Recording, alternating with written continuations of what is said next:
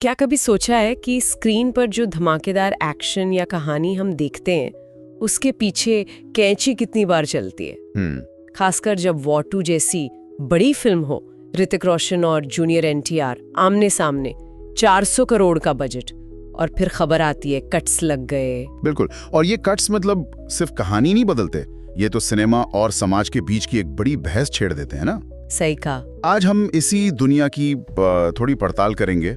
Censorship, CBFC यानी central board of film certification, और हालिया वॉर 2 विवाद के बहाने समझेंगे कि आखिर पर्दे के पीछे चलता क्या है। तो वॉर 2 वायरस स्पाई यूनिवर्स की अगली फिल्म अयान मुखर्जी डायरेक्ट कर रहे हैं। हाँ, ऋतिक, जूनियर एनटीआर, कियारा आडवाणी, कास्टिंग तो जबरदस्त है। बिल्कुल, और रिलीज डेट है 14 अगस्त 2025।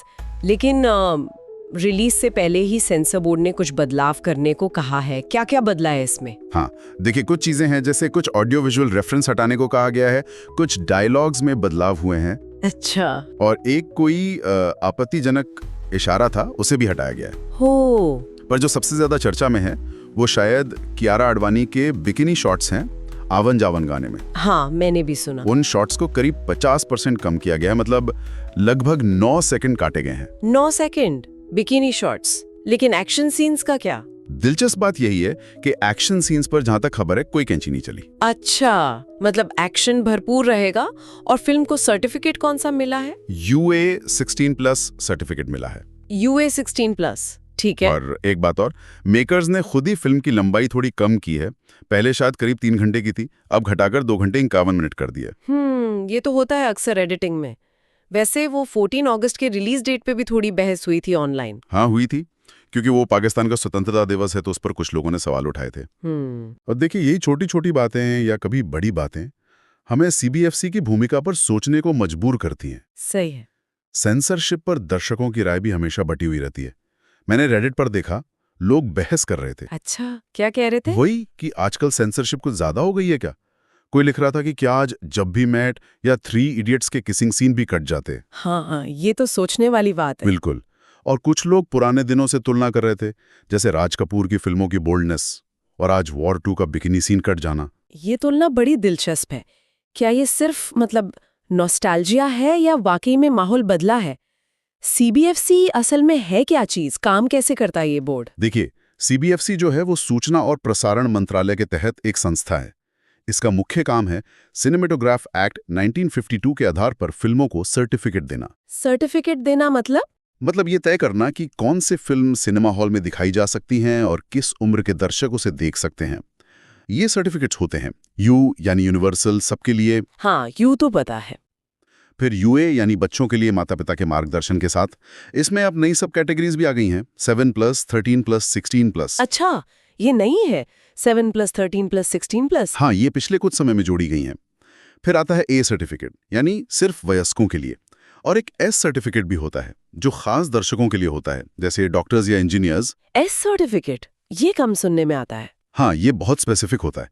पर सिद्धांत क्या है इसके पीछे, मतलब सीबीएफसी क्यों है? हाँ, वही, क्यों चाहिए ये सब? सिद्धांत तो ये है कि स्वस्थ मनोरंजन सुनिश्चित हो, भारत की संप्रभुता, सुरक्षा, नैतिकता, सार्वजनिक व्यवस्था, इन सब का ध्यान रखा जाए। लेकिन साथ ही कलात्मक अभिव्यक्ति को अनावश्यक रूप से रोका भी ना जाए।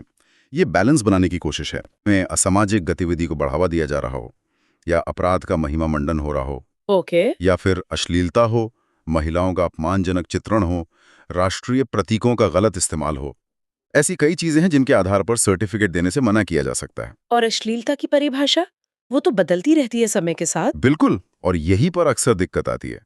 एक और जरूरी बात, भारत में ए सर्टिफिकेट फिल्मों में भी नग्नता की अनुमति नहीं है। अच्छा, मतलब ए मिलने के बाद भी न्यूडिटी नहीं दिखा सकते? नहीं, यहीं पर अक्सर क्रिएटिव फ्रीडम और सेंसरशिप के बीच वो टकराव होता है। और ये टकराव कोई नया तो है नहीं, इतिहास भरा पड़ा है ऐसे विवादों से, है ना? अरे बिल्कुल, कितने उदाहरण हैं। स्पेक्टर का वो किसिंग सीन याद है, कितना बवाल हुआ था। हाँ, याद है। उड़ता पंजाब पर तो सीबीएफसी ने 96 कट्स लगाने का आदेश दे दिया था। फिर मामला बॉम्बे हाई कोर्ट गया, जिसने सिर्फ 1 कट के साथ फिल्म पास की। 94 कट्स, बाप रे।